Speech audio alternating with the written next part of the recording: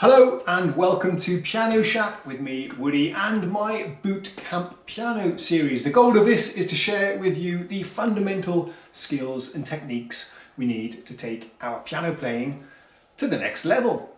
Today then I'll share with you everything you need to know about major triads, and these are the most important chord in Western music, classical, pop, contemporary, whatever. So you probably know this chord, that's the C major triad.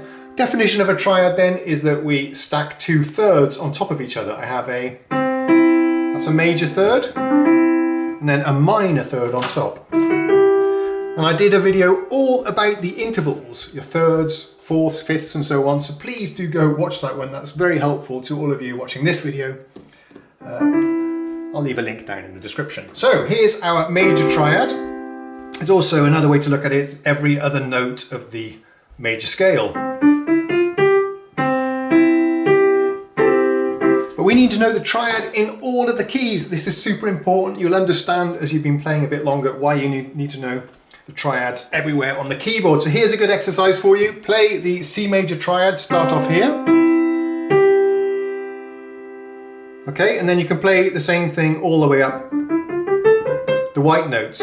There's D major, E major, F, G, A, and there's our B triad. Don't play like this, because they won't be major triads. You need to actually think a little bit here. So get to recognize the shape of this, how many notes are in between, and then apply the same shape all the way up the keyboard. And then we need to do the same thing for the black keys, just like this. There's C sharp or D flat, E flat, F sharp, A flat, B flat. Now there's a more musical way to practice these that I'd like you to work on. Do it this way perhaps. Come a bit closer then. There's your C major. Now play the triad, the major triad, where the top note starts. So there's the top note G. Now we'll do a G major. Now we'll do a D, and then so on. When you get a bit too high, move back down. So we're on the A now. I'm going to play my left hand as well. B.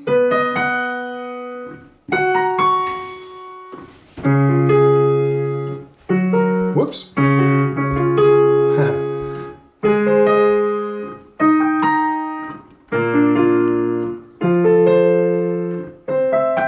Okay. And it's quite nice to play them as an arpeggio like I'm doing there as well.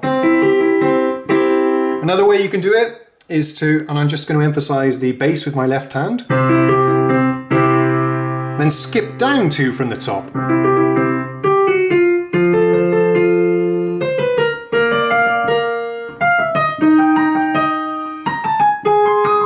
Let's move down.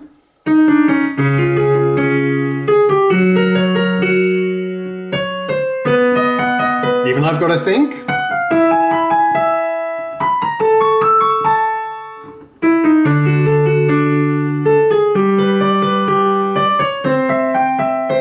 And by doing it that way, we get some nice musical chord progressions that do appear quite a lot in classical music and pop. It's more musical, I think, than just going up in semitones, although you can do that as well. Remember also, you need to be able to do this with your left hand, so I do encourage you, I'm going up in fourths now, to practice this also with your left hand. One thing I almost forgot to mention, which fingers you should be using, you might be wondering. Come a bit closer then. So what we have here then, I tend to use these fingers all the time actually. Absolutely the most common. So this one, this one, this one. Leave these two free. I'll show you why. When you're doing some chord progressions, it's quite common to go up there. So it's very nice to have these two completely free. You can also use these as well, but to me that feels a bit uncomfortable, so I wouldn't normally do that. That's something I would do as well. But right for now, I would recommend you use these fingers for playing triads.